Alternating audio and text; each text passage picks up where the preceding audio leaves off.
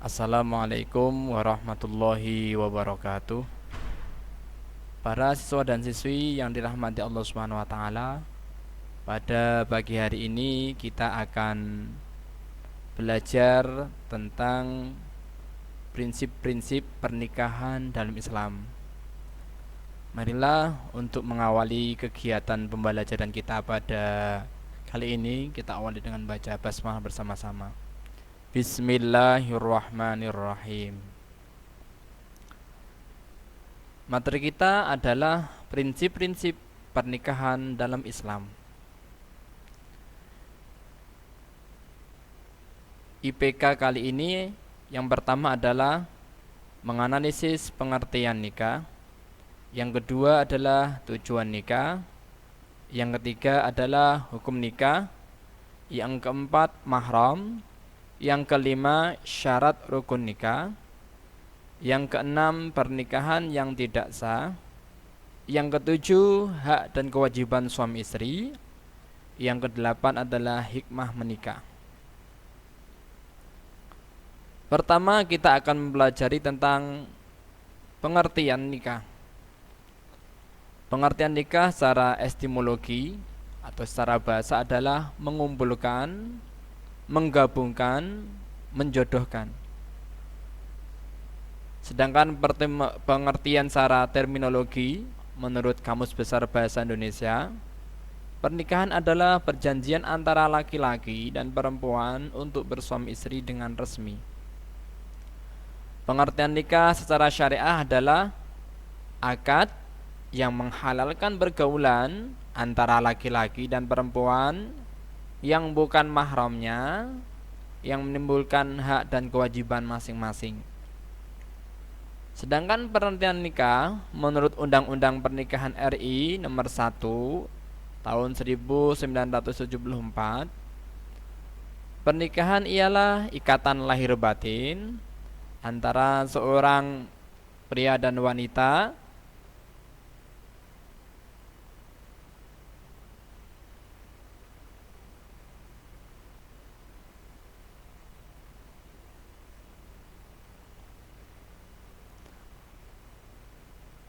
menurut Undang-Undang Pernikahan RI nomor 1 tahun 1974, pernikahan ialah ikatan lahir batin antara seorang pria dan wanita sebagai suami istri dengan tujuan membentuk keluarga yang bahagia berdasarkan kepada ketuhanan yang Maha Esa.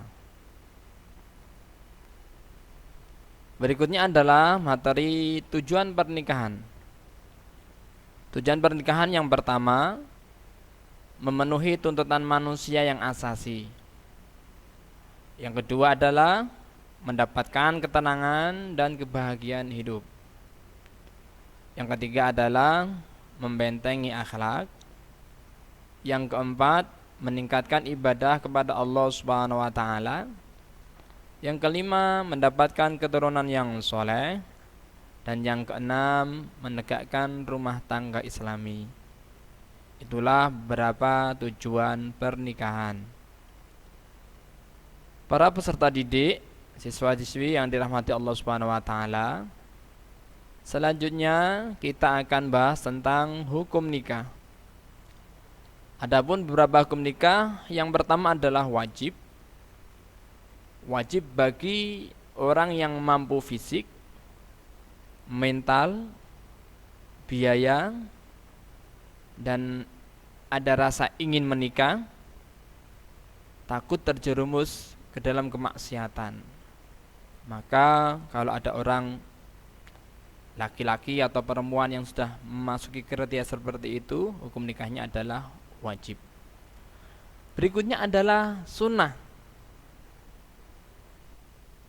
Sunnah untuk menikah bagi orang yang satu mampu fisik, secara fisik dia mampu mental, memiliki biaya dan ingin menikah, serta dia tidak khawatir terjerumus dalam kemaksiatan. Maka untuk orang yang seperti ini sunnah, hukumnya sunnah untuk menikah. Yang ketiga adalah haram. Nikah dihukumi haram yaitu bagi orang yang berkeyakinan tidak mampu melaksanakan kewajiban pernikahan sebagai suami. Artinya jika ada orang dia sudah tidak memiliki keyakinan yang kuat, saya tidak mampu ini untuk memenuhi kebutuhan kalau saya menikah. Saya saja belum punya pekerjaan, masa mau menikah, kada seperti itu. Maka tidak diperbolehkan. Orang kalau sudah punya keyakinan dia tidak mampu untuk menafkahi istri, ya, apalagi dia juga belum punya pekerjaan, ya, belum punya penghasilan, ya, maka tidak diperbolehkan. Atau juga menikah haram bagi seseorang yang bertujuan ketika dia menikah niat untuk mungkin menyakiti istri atau menyakiti suami, ya, atau sesuatu yang tidak baik, maka nikah adalah hukumnya haram.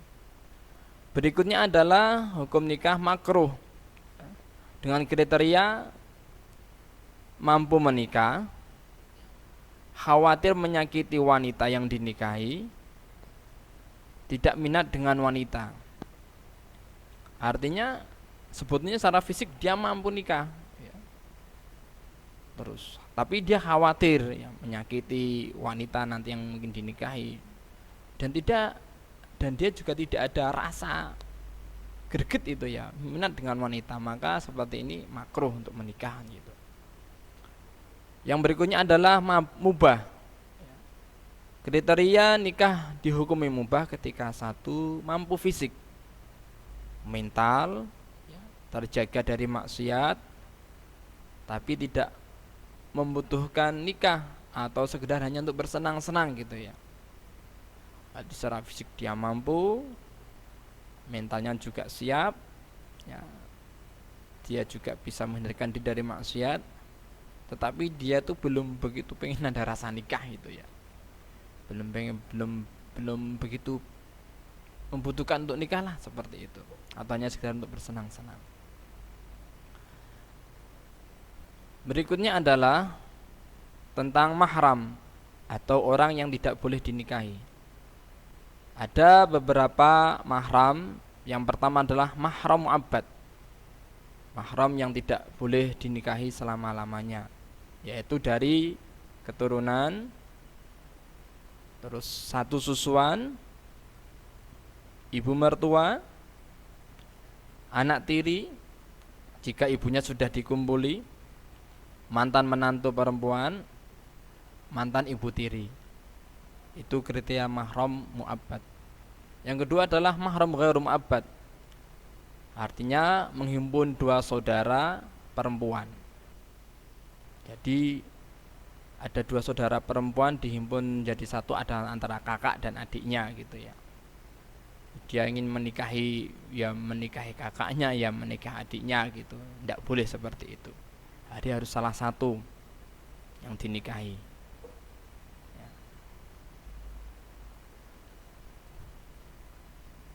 Berikutnya adalah tentang rukun dan syarat menikah. Rukun dan syarat menikah yang pertama adalah calon suami. Syaratnya bukan mahram si wanita, orang yang dikehendaki beridentitas jelas. Jadi jelas ini putranya siapa, keluarganya seperti apa, asalnya dari mana, itu jelas identitasnya. Yang kedua adalah rukun yang kedua adanya calon istri atau pengantin perempuan. Syaratnya bukan mahram, jadi si lelaki. Yang ketiga adalah wali. Wali yang utama adalah ayah kandung mempelai wanita. Ya. Jika ayahnya tidak ada, ya, mungkin karena sudah meninggal, ya, atau sudah lama tidak pernah bertemu, sudah cari-cari juga tidak ketemu ayahnya, maka bisa kerabat terdekat, ya, kerabat terdekat dari saudara ayah. Bisa itu pamannya, ya, paman dari saudara ayah kandung itu bisa. Atau kalau paman tidak ada, walinya boleh dari kakaknya yang laki-laki. Ya. Kalau misalkan dari pihak ayah, saudara ayah tidak ada, boleh walinya dari kakak kandungnya yang laki-laki. Rukun yang kedua adalah 2 orang saksi. Yang kelima adalah adanya sighat atau ijab qabul. Itulah beberapa rukun dan syarat menikah. Para peserta didik yang dirahmati Allah Subhanahu wa taala, untuk materi selanjutnya adalah materi tentang pernikahan tidak sah. Ada beberapa pernikahan yang tidak sah menurut agama. Yang pertama adalah pernikahan mut'ah, yaitu pernikahan yang dibatasi dengan jangka waktu tertentu. Nikahnya cuma dibatasi ya nanti berapa bulan ya. Setelah itu nanti udah dipisah atau ditinggalkan gitu ya. Atau istilahnya juga kawin kontrak, itu ada istilahnya juga kawin kontrak. Yang kedua adalah pernikahan syighar, artinya pernikahan dengan persyaratan barter ya, tanpa ada maharnya gitu ya, tukar menukar gitu. Yang ketiga adalah pernikahan muhalil, pernikahan wanita yang telah ditalak 3, tidak boleh rujuk atau kembali pada suaminya. Lalu wanita itu dinikahi laki-laki lain dengan tujuan untuk menghalalkan dinikahi lagi oleh mantan suami. Ya. Ada wanita yang telah ditalak 3, sudah dicerai, ya, dan kalau sudah dicerai 3 itu tidak boleh kembali pada mantan suaminya. Ya. Tetapi wanita itu ingin dinikahi laki-laki lain, ya, dengan tujuan untuk menghalalkan, ya. Kalau nanti sudah dinikah oleh orang lain lagi kan, misalkan mau kembali ya kepada mantan suami boleh. Ya, nikah muhalil seperti itu tidak sah nikahnya. Yang keempat adalah pernikahan orang yang ihram atau haji. Orang yang sedang melakukan ihram haji atau ihram umrah, ketika melakukan akad nikah maka nikahnya tidak sah. Yang kelima, pernikahan dalam masa iddah, ya, masa menanti bagi seorang perempuan diperbolehkan untuk menikah lagi. Ya. Pernikahan laki-laki kepada perempuan yang sedang masa iddah, ya, karena menunggu ya untuk boleh dinikahi lagi sebab dicerai suaminya atau sebab meninggal dunia. Berikutnya adalah hak dan kewajiban suami istri. Dalam berumah tangga ada haknya suami dan ada haknya istri, serta ada kewajiban suami dan kewajiban istri. Yang pertama adalah kewajiban bersama suami istri. A.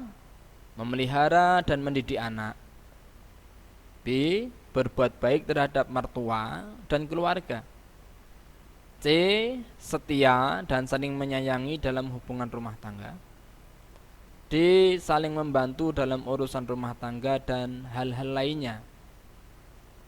E. Menjaga penampilan lahiriah dalam rangka merawat keutuhan cinta. Itulah beberapa hak dan kewajiban bagi suami istri. Sedangkan kewajiban suami yang pertama adalah A. Menjadi pemimpin dalam keluarga. B. Memberi nafkah lahir dan batin. C. Bergaul dengan istri dan keluarganya secara baik. D. Bertanggung jawab sesuai fungsi dan perannya sebagai suami. Dan E. Memberi kebebasan berpikir dan bertindak kepada istri yang sesuai dengan syariat Islam.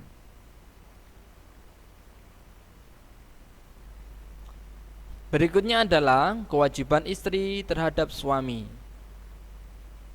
1. Taat kepada perintah suami.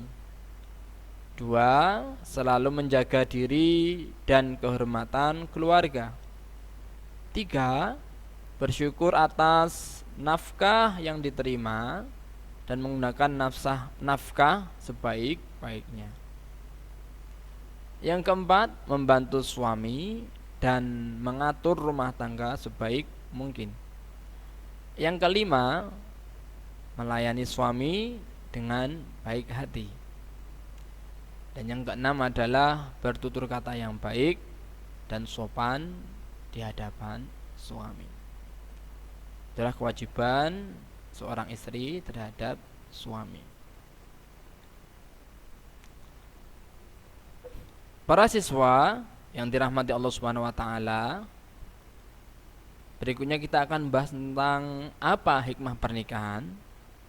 Allah Subhanahu wa taala memerintahkan manusia untuk melaksanakan pernikahan memiliki hikmah, di antaranya adalah sebagai berikut. 1.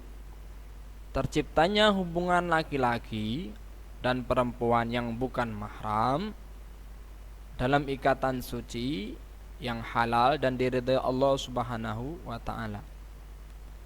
Yang kedua, mendapatkan keturunan yang sah dari hasil pernikahan. Yang ketiga, terpeliharanya kehormatan suami istri dari perbuatan zina. Yang keempat, terjalinnya kerjasama antara suami istri dalam mendidik anak dan menjaga kehidupannya. Sedangkan yang kelima adalah terjalinnya silaturahim antara keluarga suami dan istri. Itulah di antara beberapa hikmah pernikahan yang akan mendapatkan kebaikan dari Allah Subhanahu wa taala. Demikian para siswa yang dirahmati Allah Subhanahu wa taala, untuk pembahasan materi kita tentang prinsip-prinsip pernikahan dalam Islam. Semoga apa yang Bapak sampaikan bisa mendapatkan ilmu yang barokah dan ilmu yang bermanfaat dari Allah Subhanahu wa taala. Demikian, semoga bermanfaat. Terima kasih. Assalamualaikum warahmatullahi wabarakatuh.